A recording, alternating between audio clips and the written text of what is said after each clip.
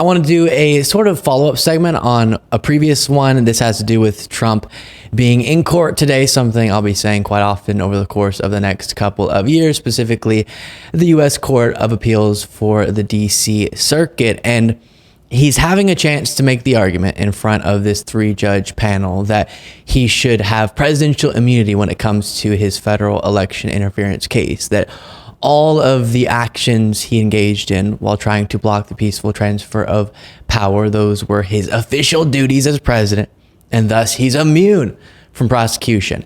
Now, luckily, the judges, as we'll get to, seemed unimpressed. I touched on this at the end of the previous segment that I just referenced, but then after I sent that segment to the editors, they're working on it, saw all these videos come out of Trump coming out of court and whining about this whole situation. He seems noticeably distraught and bummed. So I think he's picking up on the fact that the judges were very unimpressed with the arguments being made by his legal team, as they should. We'll get to some of that reporting after watching this. Again, Trump coming out of court. Here were his thoughts.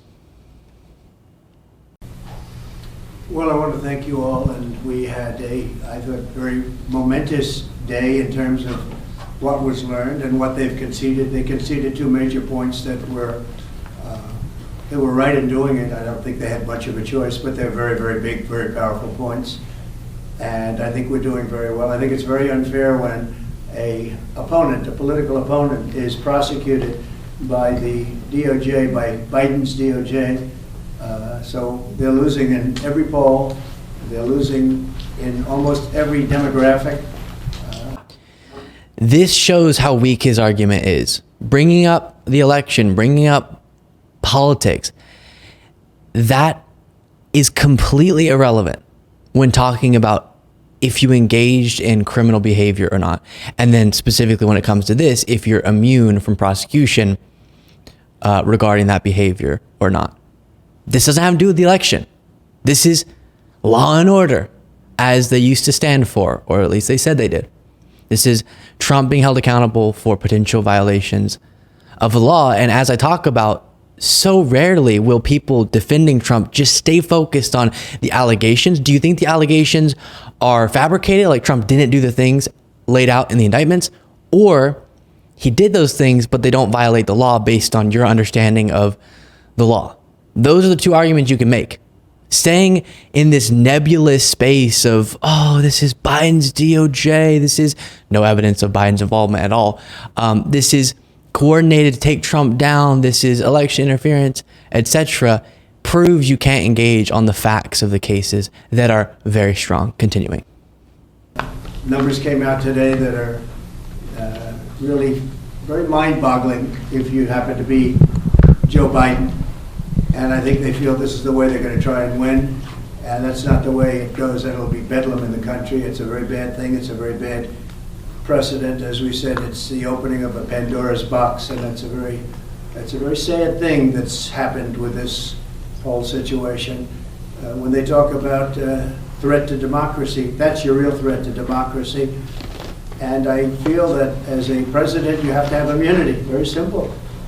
And if you don't, as an example, if this case were lost on immunity and I did nothing wrong, absolutely nothing wrong, I'm working for the country. And I worked on very hard on voter fraud, because we have to have free elections. We have to have strong borders. We have to have free elections. Those 2 things almost above all. And we found tremendous. And Trump is, of course, one of the most prominent fighters against having free elections. There's voter fraud. We have a list of it. We have some findings if you want it. The press doesn't like reporting it, but we found tremendous voter fraud, determinative voter fraud. But we worked on that. False. On that, that's what I was doing. And they were talking about after. Well, nothing has to do with after I left. It was during the time. And that was what they really focused on today during the appeal. And they concede that, and everybody. Okay, so at one point there, you heard him mention this is opening a Pandora's box. And before reacting to that, here was one of Trump's lawyers more explicitly articulating what Trump meant there. In fact, Joe Biden could be prosecuted for trying to stop this man from becoming the next president of the United States. So this is one of the arguments that they are trying to parade around. Oh, be careful what you wish for. If you say Trump could be prosecuted, then Biden could be prosecuted, which, of course, if Biden engaged in criminal behavior, every consistent, principled person should want him to be held accountable under the law as well, even if he did it as president. It's really that simple. But what they mean is, and what Trump means for sure is, if you do this to me for just reasons, based on evidence-backed allegations, I'm going to do this to Biden if I get into power again for fabricated reasons, just based on whatever I can possibly get him on.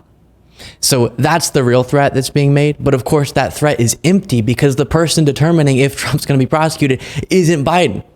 Here's some reporting from CNN. A federal appeals panel expressed deep skepticism Tuesday toward Donald Trump's argument that he can't be prosecuted for trying to overturn the 2020 election, raising the potentially extreme implications of absolute presidential immunity. Trump's lawyers argue that his federal election subversion indictment should be dismissed because he is immune from prosecution, but the three judges on the U.S. Court of Appeals for the District of Columbia Circuit panel questioned whether his immunity theory, championed by Trump's lawyers, would allow presidents to sell pardons or even assassinate political opponents. And the particular quote that I read in the past segment was a judge asking the question, if this is the principle you think we should abide by, then are you saying a president could direct SEAL Team 6, was the particular example, to assassinate their political opponent, then say, I did that under my official duties, and thus I can't be prosecuted? And Trump's lawyers were saying, if you don't get an impeachment and conviction in the Senate, impeachment in the House, conviction in the Senate, then yeah, that's the argument they're making. If you don't have that impeachment and conviction, then the president is fully immune, essentially, which is horrible. How long have people said no one's above the law? Trump comes along, one person's above the law. And I'm sure they wouldn't want this standard to apply to Biden if he engaged in criminal behavior.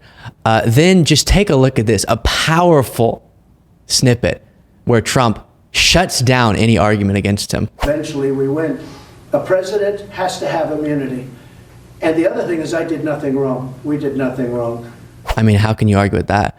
And just one more thing to show you, across the board, as CNN noted, and a bunch of major publications who are reporting on this have noted, the three-judge panel didn't seem impressed with Trump's lawyers. The Fox News correspondent reporting on this had the exact opposite observation. We'll say, take a look. On his left.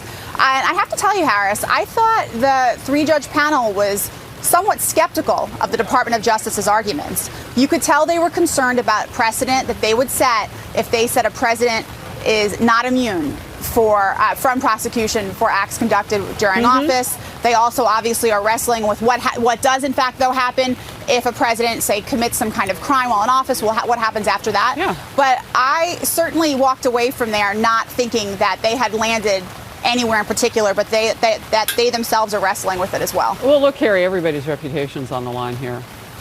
Everybody's. So they know they have to get this right, whichever way it comes. That's right. Yeah, they're on the line right. too. Great to see you. Thank you very much. So, of course, the judges are going to hear this out, consider it properly, go through the motions, but I think it's obvious they're going to rule against Trump. How could we possibly have a system and a country of laws if one person could just do anything, and as long as they're not impeached and convicted, then they're all good and they can't be prosecuted for that? That's ridiculous. And I think that's what the judges are going to end up ruling. But another day in court for Trump. Again, pretty bummed, it seems, picking up on the skepticism from the judges. Many more to come.